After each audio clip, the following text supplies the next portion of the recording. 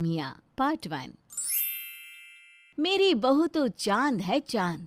अरे उसके जैसा खाना तो कोई बना ही नहीं सकता। मेरी बहू तो हीरा है हीरा। आपने सुना है कोई सास अपनी बहू के बारे में ये सब कहती रहती हो?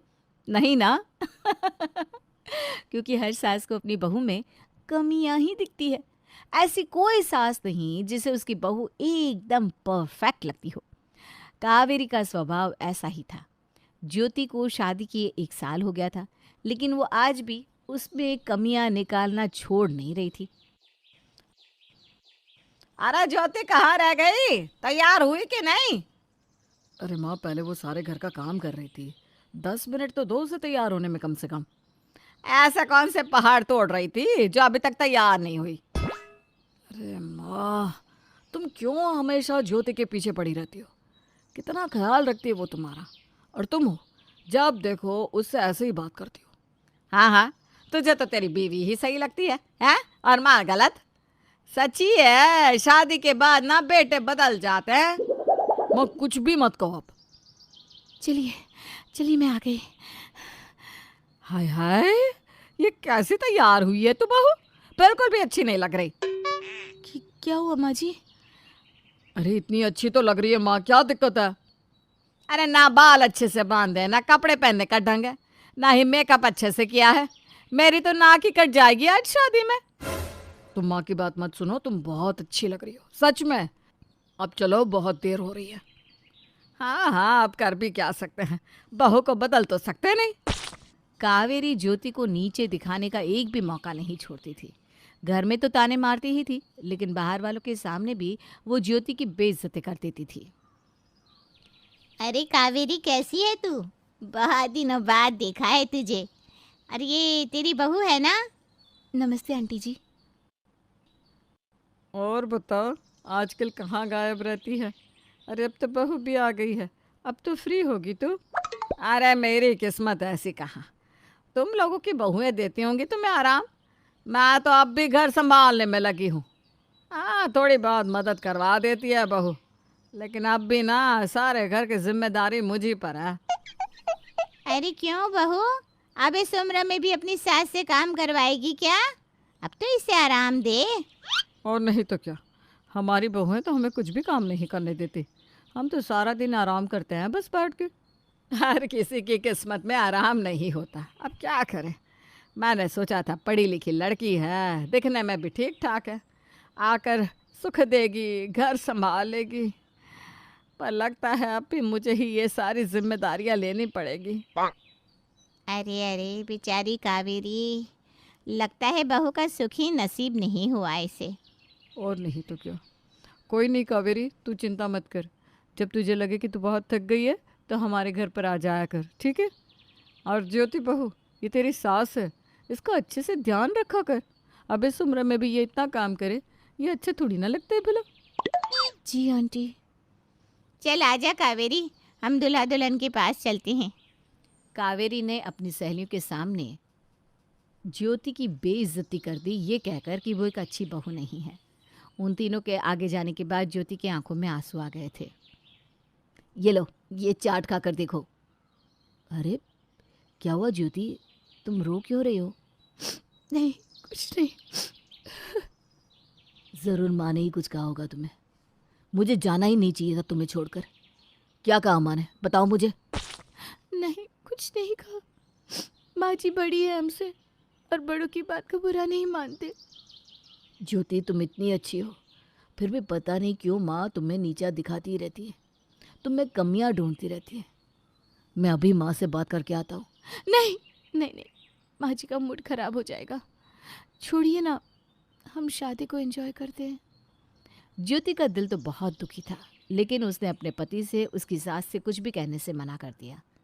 पर इन सब बातों से कावेरी की जुबान पर इसका असर कभी नहीं दिखता था।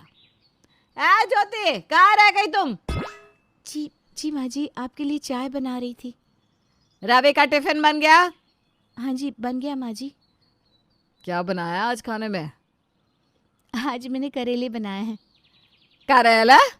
रवि तो बिल्कुल नहीं खाता। अरे नहीं माँ, आजकल ना मुझे करेले बहुत पसंद आते हैं। ज्योति इतने अच्छे तरीके से बनाती है कि मज़ा आ जाता है खाने में। रवि, तुझे झूठ बोलने की कोई ज़रूरत नहीं है बेटा। और ज्योति, अगर तुझसे खाना नहीं बन रहा था तो मुझसे कह देती, मैं बना देती मेरे बेटे के लिए टिफिन। क्यों उसे करेले खाने पे मजबूर कर रही है?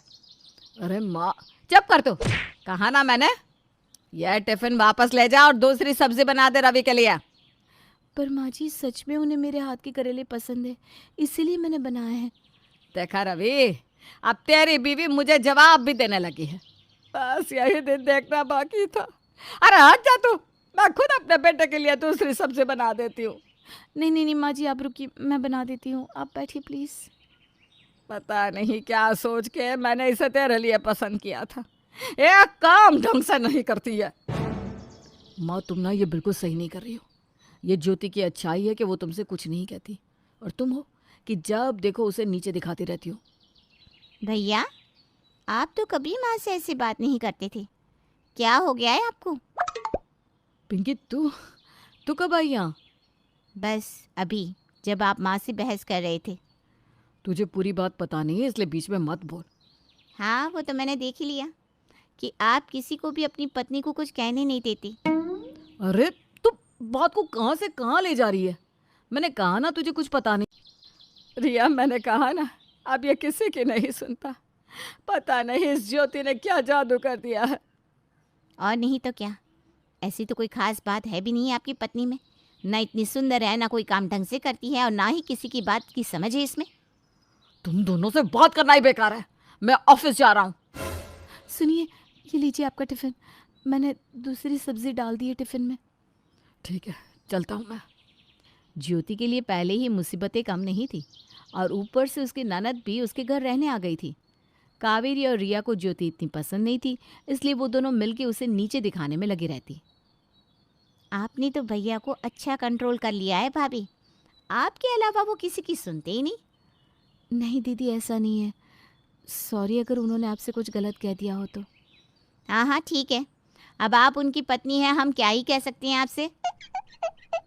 दीदी, आप थक गई होंगी, मैं आपके लिए कुछ लेकर आऊँ खाने को? हाँ ले आइए, पर कुछ अच्छा सा बनाइएगा। वैसे तो मुझे आपके हाथ का खाना पसंद ही नहीं, लेकिन फिर भी कोशिश करिएगा कि कुछ ठीक ठाक बना दे। हाँ, मुझे भी इसके हाथ का खाना ज़्यादा भाता नहीं, पर अब क्या करें, कुछ कह भी तो नहीं सकते ना आजकल की लड़कियों को। बहू, तू ना दिल पे मत लेना, हम तो बस ऐसे ही कह रहे हैं। हाँ पता चला, आपने हमारी शिकायत भैया से कर दी, फिर तो वो हमें ही डांटने लगेंगे। नहीं नहीं दीदी, मैं ऐसा क्यों करूँगी, मैं तो कभी नहीं चाहती कि आप सब में कभी भी लड़ाई हो।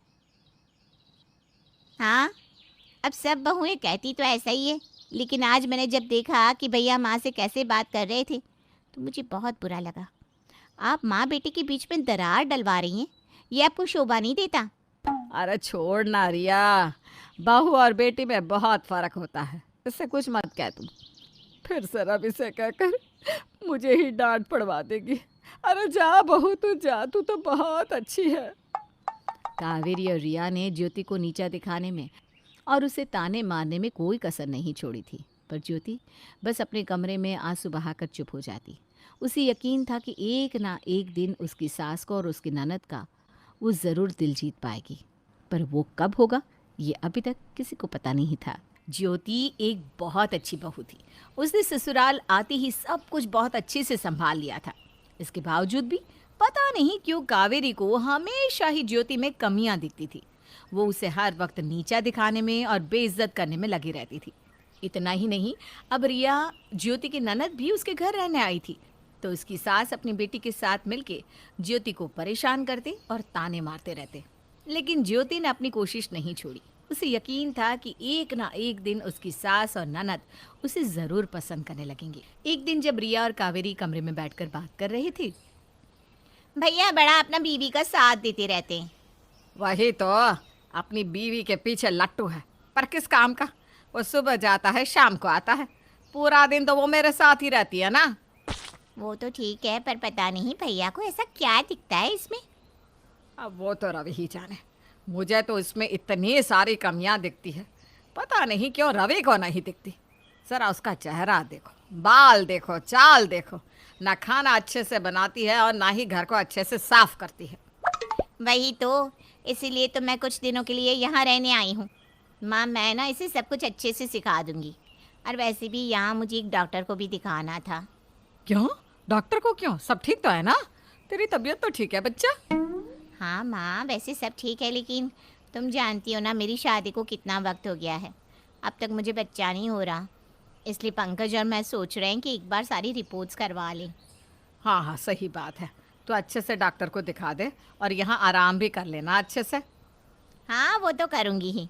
और इस ज्योति को भी सिखाना ही पड़ेगा कि कैसे सास और ननद का ख्याल रखा जाता है। रिया के आने से अब ज्योति की मुश्किलें और भी ज़्यादा बढ़ने वाली थी। रिया ने जानबूझकर ज्योति को परेशान करना शुरू कर दिया था। अरे ज्योति, ये क्या है? घर की सफाई भी ठीक से नहीं कर पाती क्या? देखो यहाँ कितनी धूल लगी है। नहीं दीदी, मैं तो अच्छे से घर को साफ करती हूँ। पता नहीं तुम्हारा ध्यान कहाँ रहता है। घर में एक चीज़ ढंग से नहीं रखी तुमने। और रसोई घर की हालत देखो कैसी कर दी है तुमने। पता नहीं कैसे माँ ने तुम्हें पसंद कर लिया भैया के लिए। मैं अभी ठीक कर देती हूँ दीदी। वो तो ठीक है, लेकिन आज मेरे पति आ रहे हैं घर पे, तो ध्यान रहे कि उनकी खातिरदारी में कोई कमी नहीं रहनी चाहिए। सब कुछ अच्छे से करना। जी जी दीदी, आप चिंता मत कीजिए, मैं सब कुछ अच्छे से संभाल लूँगी। जीजा जी के लिए उनकी पसंद का नाश्ता भी बना दूँगी मैं। ठीक है, वैसे बोलती तो बहुत कुछ हो लेकिन करती कुछ नहीं। चलो जल्दी जल्दी साफ कर दो ये। वैसे दीदी, नंदोई जी यहाँ आ क्यों रहे हैं? मतलब किसी काम से आ रहे हैं क्या? अच्छा, अब तुम्हें मेरे पति के यहाँ आने से प्रॉब्लम है। माँ, ये देखिए आपकी बहू क्या पूछ रही है मुझसे। नंदोई जी यहाँ क्यों आ रहे? बताओ अभी ने, हमारे इस घर में आने से भी दिक्कत है। अरे क्यों बात का बतंगड़ बना रही हो रिया? ज्योति बस इसलिए पूछ रही थी कि अगर वो यहाँ रुकने वाले हो तो उनका कमरा साफ कर सके। आप तो रह नहीं दीजिए भैया, आपको तो अपनी बीवी कभी गलत लगती ही नहीं। अरे जब गलत है ही नहीं तो मैं क्यों नहीं उसका साथ दूँ? और जो ये हमारे साथ करती है, हमें इतने ताने सुनाती है, उसका क्या भैया? माँ और तुम शुक्र करो कि ज्योति आप लोगों को पलटकर कुछ नहीं कहती। अगर मैं उसकी जगह होता तो पता नहीं क्या कर चुका होता। हाँ हाँ, मुझे पता है, ये सब बहू नहीं सिखाया होगा। इससे तो मज़ा ही आ रहा होगा, भाई बहन के बीच दरार डलवा के। प्लीज़ आप चुप हो जाइए, दीदी से कुछ मत कहिए, मेरी ही गलती है। आप दोनों मत लड़िए प्लीज़। देखा माँ, अब भी वो तुम दोनों की ही बात मान रही है। मेरे शब्दों को याद रखना माँ। आज जो तुम और रिया ज्योति के साथ कर रहे हो, उसका तुम दोनों को एक दिन बहुत पछतावा होने वाला है। हाँ, पछतावा तो मुझे हो ही रहा है कि मैंने इससे अपने घर की बहू चुना। चल रिया, अपने कमरे में चल, यहाँ हमारी कोई नहीं सुनने वाला। रिया के आने के बाद अब ये रोज़ की बात हो गई थी कि कावेरी और रिया मिलकर ज्योति को खरी खोटी सुनाते। इतना ही नहीं, रिया ने ज्योति को अपने पति के सामने भी ताने मारने शुरू कर दिए। लीजिए नाश्ता कीजिए, जीजा जी आपके लिए बनाया है। हाँ, मना मत करना, कर लीजिए नाश्ता। पता चला फिर इसने भैया से शिकायत कर दी कि हम इसके हाथ का नाश्ता नहीं खा। ये सच में, पर इन्हें सबसे ज्यादा मेरे हाथों की कचौरी पसंद है। मुझे तुम्हारे हाथों की कचौरी? पर तुमने तो कभी बनाई नहीं कचौरी। हाँ, लगता है मेरी प्यारी बहना को दिन में सपने आ रहे हैं। क्या रिया? आप चुप कीजिए ना, आपको कुछ नहीं पता। हाँ, सब कुछ तो तुम्हें और तुम्हारी माँ को ही पता होता है ना। बिल्कुल सही कहा आपने बहनोई जी। आप तो बड़े ही मजाकिया हैं दामाद जी। वैसे आपने अपॉइंटमेंट तो ले ली है ना डॉक्टर से? हाँ, मैंने ले ली है और आज रिपोर्ट्स भी आ जाएंगे। वैसे मुझे और ज्योति को भी आपको एक खुशखबरी सुनानी थी। ज्योति माँ बनने वाली है। अरे वाह, बधाई हो साले साहब।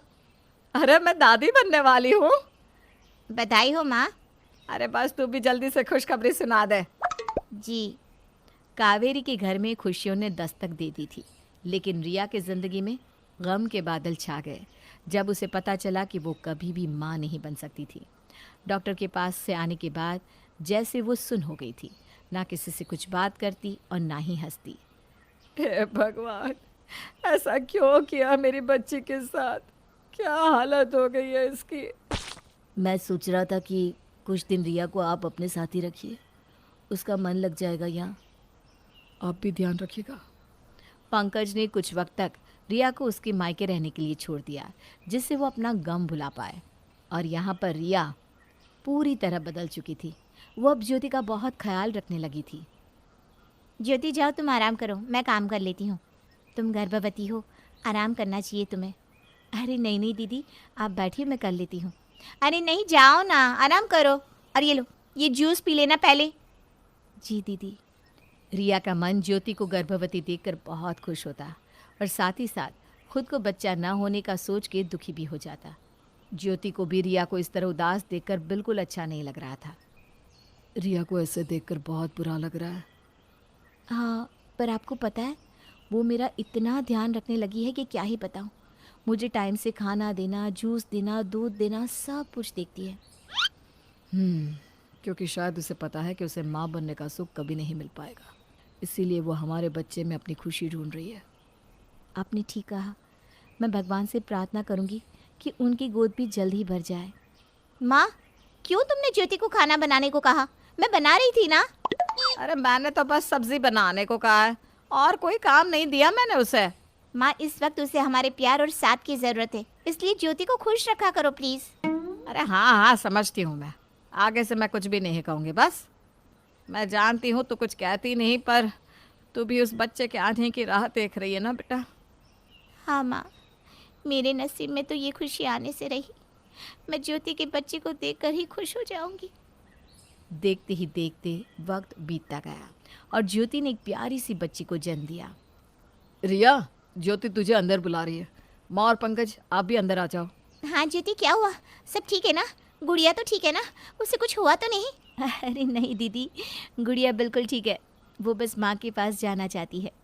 ये लीजिए आपकी बेटी। ज्योति, मैं जानती हूँ आपने इस बच्ची का कितना इंतज़ार किया है, इसलिए आज से ये बच्ची आपकी है। आप इसकी माँ हैं। भगवान ने मुझे माँ बनने का सौभाग्य दिया है। मैं और रवि एक और बच्चा कर लेंगे। ज्योति, मैं तुमसे माफ़ी मांगने की भी काबिल नहीं हूँ। हमने तुम्हारे साथ कितना गलत किया, तुम्हें न जाने क्या क्या कहा, और तुमने आज मुझ पर इतना बड़ा एहसान कर दिया। मुझे तो हमेशा ही मेरी बहू में कमियां दिखाई देती थी, जबकि तू तो खूबियों की खान है। ज्योति, हमें माफ कर दे ज्योति बहू। बस बस, अब कोई नहीं रोएगा। दीदी की बेटी हुई है, सब साथ में खुशियाँ मनाएंगे। हाँ, बस इसकी बेटी इस पे ना जाए, नकचड़ी।